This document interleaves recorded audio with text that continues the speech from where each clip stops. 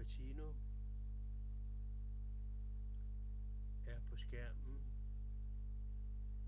samtidig med, at Per Rygaard, han indtaler noget tekst. Det må være en slags subtitles. Jeg synes, jeg kan se Per Rygaard inde på skærmen. Hvad må han laver derinde? Han sidder og leger, tror jeg nok. Se der at få bestilt noget.